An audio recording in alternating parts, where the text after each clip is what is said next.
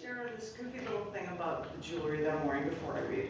And this is, it's about my older brother Ed. He's 19 years older than me. Years ago, he gave me these silver hoop earrings. And I thought they were cool. And I had these keys, and I don't know what they're from, and I just put them on because I thought they were cool. And I looked at that. But last August 31st, up north outside of Chicago, he finally married the woman he'd been with for so long. And so we went up to Chicago, and I went to go to the big wedding and everything. And all of the little things at tables had keys hanging from them. And like, what? I'm gonna put them on a little necklace, and these things were my brother's from his wedding, and these are the earrings they gave me. It's a stupid little story, and I just had to say it. No, I'm done. Sorry, now I'll go to poems. I think, Diane, that it was perfect that you read the Scars poem by William Stafford because I quote it excessively and reference it in a poem that I'm going to be reading right now. Like, you're saying the lines of my thing. And I don't have the book with me, but from moving to Texas, it was the first book of poems that I'd ever written in Texas, and it's one of 3 in a series of pheromemes 2015-2017 poems. And I thought, therefore, that I would share a poem from that, which I don't happen to have the book with me, so I'm going to read that my book.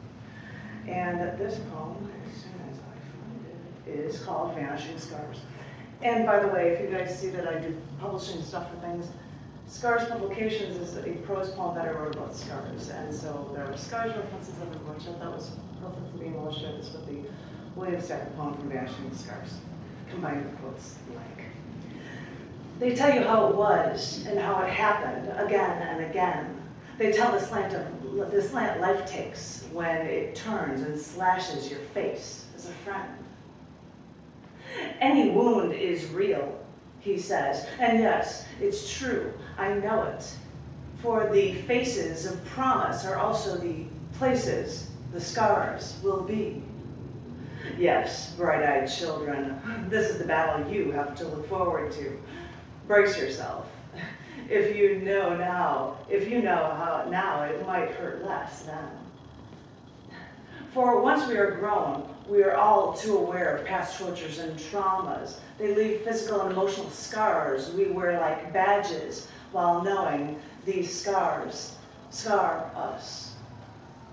Hide your marks from your face, your stomach from when you were in a hospital against your will for months. Hide the bruises around your neck after you leave the country to escape a man who tried to then, man who once claimed that he loved you. Force yourself to forget the disappointing diatribes your disappointment of our father gave you while you struggle to be stronger than him, despite him. If you internalize some scars, turn them around and then watch your helplessness transform to rage, then to solace and insight to help others recover from their own physical and sexual traumas. They say that time heals all wounds, and you wish for the scars to vanish. Your brutish demeanor is a blemish you wish would perish. But wait a minute. Search for that scar on the cleft of your chin from when you scratched when you had the chicken pox. You could swear that scar was there, but where did it go? And then you turn to the one you love, and they tell you they've never seen the scars. That you've always been a bright white beam of light, almost too blinding for anyone to fully take in. Which is why you can never be fully understood. And this is all they think when they see you. And all they can say is, I love you. And maybe that is the treatment for the traumas and the scars too hard to handle. Any wound is real for scars too hard to handle. And any wound is real as long as you give it the power to take over your soul and fester into a fiendish demon. So just remember that despite those vanishing scars that are now too taxing to tally, despite those battle scars, you are a blinding light that no one, thankfully, will ever fully understand.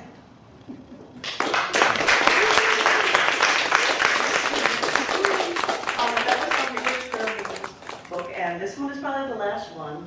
Pheromemes. Haiku, Instagram, Twitter, and poetry. And I said I don't want my big picture on so much, we'll use my kindergarten picture. Why not? Anywho, and because someone before me happened to talk about atomic power, I thought I would do this Instagram poem from this book. He's taking pictures. Because it says Instagram, Twitter, and poetry, that's because when I have short poems and they have Instagram images, I'm just showing this off for you guys to see that sometimes I come with an image and I try to share them in the book as well.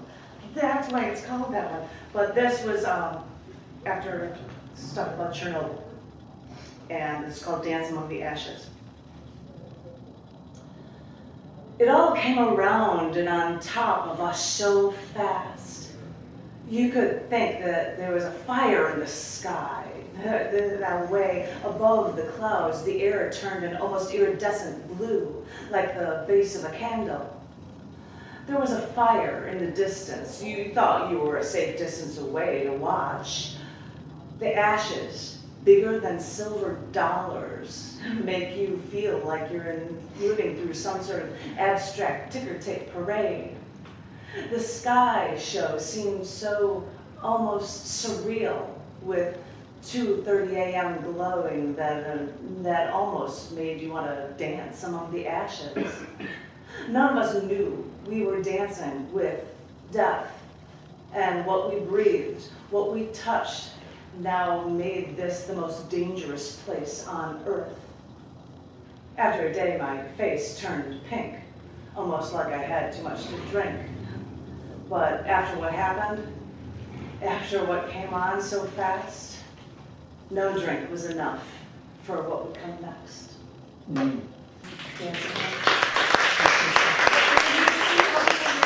Didn't know what the things were like then. This is one more